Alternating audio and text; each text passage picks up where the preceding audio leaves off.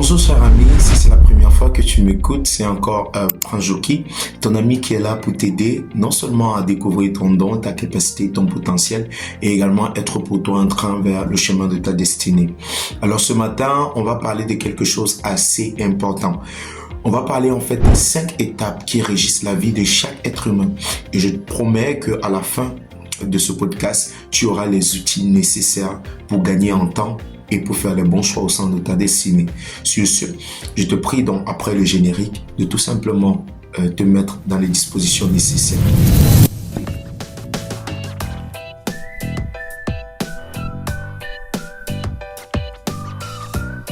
Une fois revenu, comme j'étais en train de dire en entrée de jeu, je partage avec toi aujourd'hui 5 étapes importantes de ta vie. Sans toutefois tarder, partageons la première étape. La première étape, c'est la période du matin. Nous sommes tous les êtres humains, que ce soit de sexe masculin, de sexe féminin, tous les êtres humains connaissent cette phase de début, la croissance. C'est lorsque l'on sort du ventre de notre maman et que nous atteignons un certain âge. Généralement, cette phase est meublée par notre capacité d'obéissance. C'est cette phase en fait à laquelle chaque être humain se doit de faire des études. Chaque être humain se doit d'obéir à ses parents. Tout ce qu'ils font en fait est sous le contrôle ou l'autorité d'un parent et ceci n'est normal.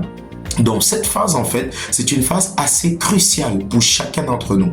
Donc la première phase qui est la phase du matin, c'est une phase où on obéit aux parents. C'est une phase où on donne entièrement la confiance de notre futur parent. Et c'est ce qui fait en sorte que les enfants seront une réussite demain. Parce que même dans les textes bibliques, il est écrit que chaque enfant honore son père et sa mère afin qu'il soit heureux dans le pays que l'Éternel son Dieu le lui a donné. Donc la première phase, c'est la phase du matin. Et cette phase, nous avons dit, c'est une phase caractérisée tout simplement par on ne peut pas faire les choix. On n'a pas encore nos propres choix, nos propres décisions. On ne peut pas prendre des décisions. Nous sommes sur la couverture d'une autorité. Et ce que je te recommande par rapport à ce choix, quand tu te sens à cette période, la chose prioritaire à faire, c'est de tout simplement donner le crédit. C'est de tout simplement donner le crédit de sa vie à l'autorité parentale. Donc, si tu es dans cette phase, ce que je te demande de faire, si tu es entre 7 ans à pratiquement 18 ans, étant donné que tu es dans la phase de croissance, je te recommande fortement d'obéir à tes parents, de te soumettre à l'autorité de tes parents parce qu'il n'y a aucune personne qui pensera meilleur que pour toi. Donc, cette phase, c'est une phase où on se soumet. Mais qu'en sera-t-il de la seconde phase? Ainsi dit, étant donné que tu as compris fondamentalement la première période, la seconde période, autant pour moi, c'est la période du lever du soleil. C'est cette période à laquelle il y a des ébullitions autour de toi. Tu commences à avoir des envies, des perceptions, des convictions. Tu commences à ressentir des choses à l'intérieur de toi, des rêves. Il y a des sensations fortes qui montent autour de toi. Pour chacun, pour des jeunes filles, c'est cette période plus bête pour les jeunes garçons également. Et à cette période-là, on a la volonté d'exprimer. Du coup, beaucoup de personnes se laissent entraîner par leurs amis qui les amènent à faire des choses qui ne sont certainement pas bien pour certains cas, parce que la mauvaise compagnie corrompt les bonnes mœurs. Donc, à cette période, quel est le conseil que je t'adresse, toi jeune qui m'écoute? Quel est le conseil que je te donne comme un grand frère, comme un ami, comme quelqu'un qui est là pour t'aider à passer une autre étape de ta vie? Cette période, la première des choses que tu vas faire, c'est d'apprendre à choisir de manière scrupuleuse tes amis, tes contacts, les personnes avec qui tu collabores. Apprends à faire un choix stratégique. Donc, c'est une phase dans laquelle tu dois toi-même définir tes amis. Tu dois savoir, tu dois être incité à la découverte de tes amis en fonction des rêves que tu vois à l'intérieur de toi. Sinon, beaucoup de jeunes finiront comme ce que nous voyons un peu de partout à l'extérieur. On voit des jeunes qui sont ils marchent avec des voyous, ils marchent avec des brigands et après ils espèrent ne pas être la même chose. C'est pas possible. Si tu marches avec un brigand, il y aura des caractères de brigands qui vont commencer à germer de toi. Si tu marches avec un voyou, il y aura des caractères parce que la mauvaise compagnie corrompt de bonnes mœurs. Donc pour moi, mon conseil, je t'invite à faire premièrement le choix de la qualité d'amis avec laquelle tu vas fonctionner. La deuxième chose, je t'invite à faire le choix de tes valeurs. C'est à cette période également que l'on commence à faire le choix de ses valeurs. tu peux commencer à décider ce qui est comme valeur pour toi. Est-ce que tes valeurs, c'est la vérité? Est-ce que tes valeurs, c'est la pureté? Est-ce que tes valeurs, c'est la chasteté? Est-ce que tes valeurs, c'est la sainteté? Est-ce que tes valeurs, c'est l'honnêteté? Est-ce que tes valeurs, c'est l'intégrité? Et pour mon conseil à moi te concernant, le choix des valeurs doit se faire en rapport avec la relation, l'intimité, avec la relation que l'on a avec notre Créateur. C'est ça le choix des valeurs. Donc le choix des valeurs doit être proportionnel à la relation avec la relation avec notre Créateur. Pour ma part, par exemple, pour mon cas, moi j'ai fait le choix d'obéir aux paroles, aux principes divins. J'ai fait le choix de donner ma vie, de remettre ma vie entre les mains d'un Dieu qui a conquis mon cœur. Et du coup, ce choix-là m'empêche de vivre comme tous les autres. Ce choix m'empêche de vivre comme n'importe quel jeune. Non, je ne peux pas vivre comme n'importe quel jeune. Je me soumets à certaines valeurs que ce Dieu a décidé aptes pour moi. Donc toi également, mon frère, c'est à cette période jeune homme, c'est à cette période jeune fille que tu es appelé également à faire ces choix. Et ces choix seront décisifs pour le reste des périodes à laquelle tu seras soumis. Alors ce sera quoi? Effectivement, la troisième période. La troisième période, c'est la période du midi. À cette période, c'est bien plus que 21 ans, jusqu'à pratiquement 30 ans. Là, on a déjà découvert qu'est-ce qu'on veut faire dans la vie. On a déjà découvert ses passions, ses rêves. On peut connaître, on a une image des personnes avec qui on va marcher.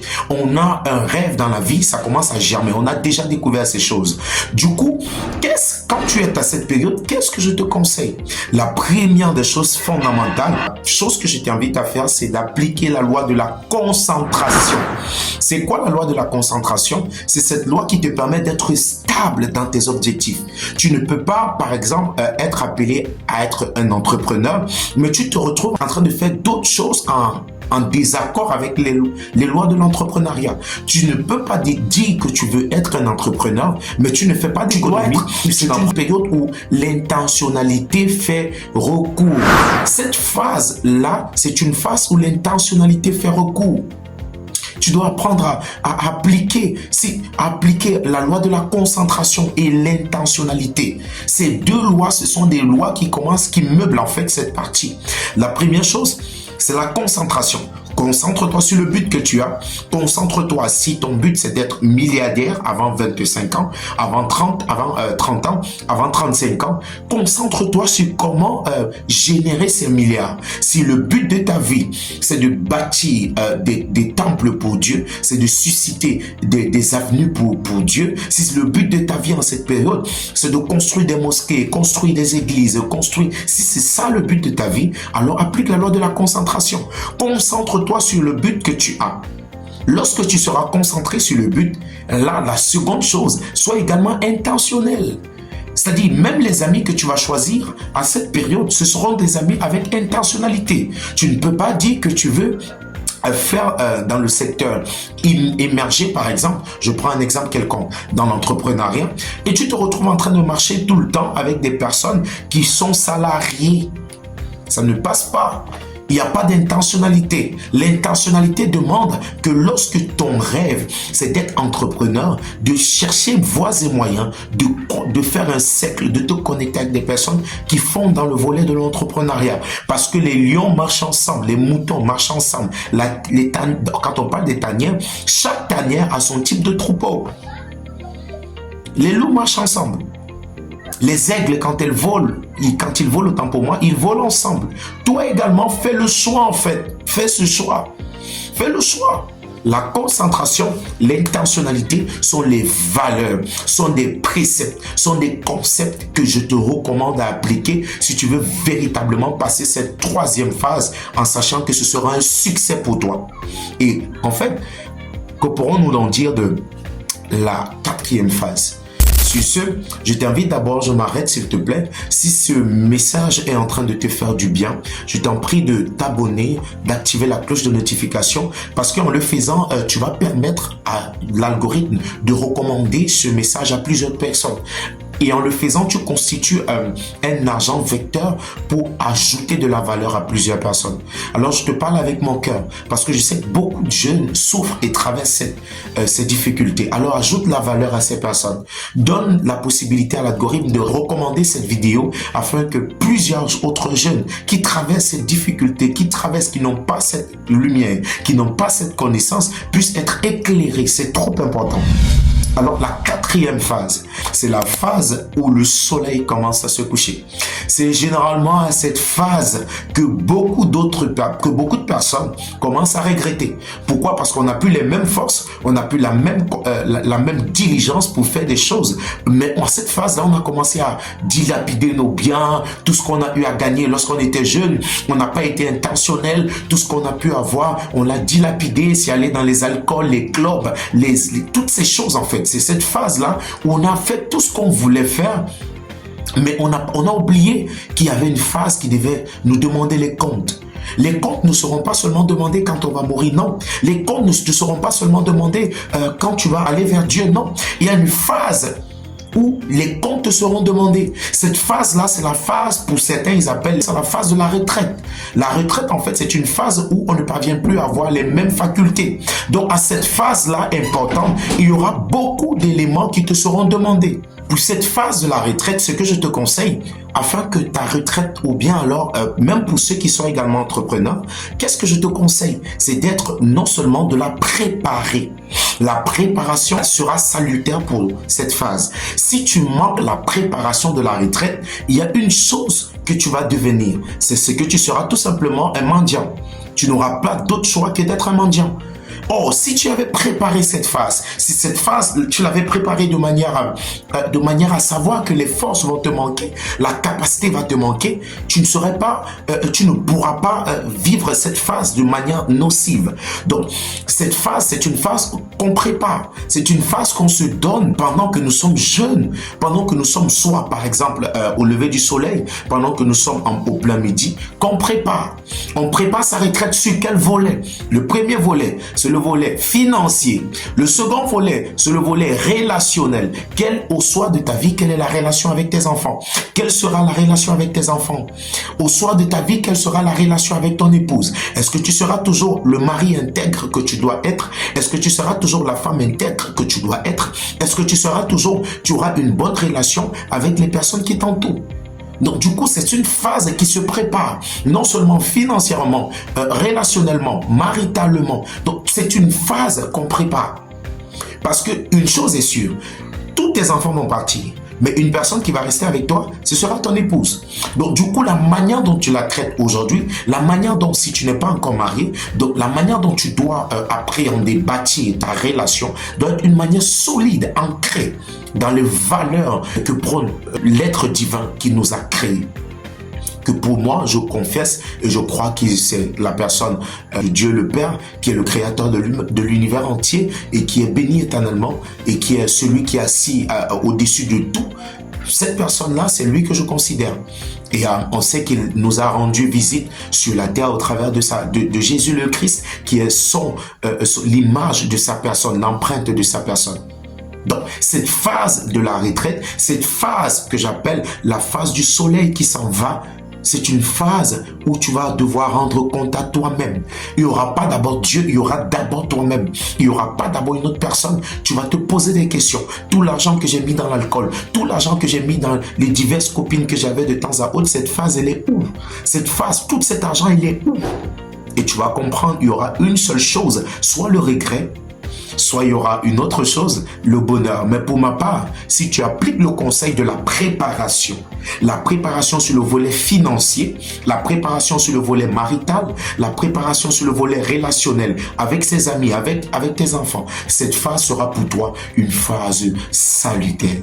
Tu seras une personne joyeuse, tu seras une personne comblée, tu seras une personne remplie de joie, remplie en fait de joie. Et pour moi, c'est quoi la dernière phase? C'est la phase que j'aime beaucoup et que beaucoup n'aiment pas. La dernière phase, c'est la phase où on quitte la terre.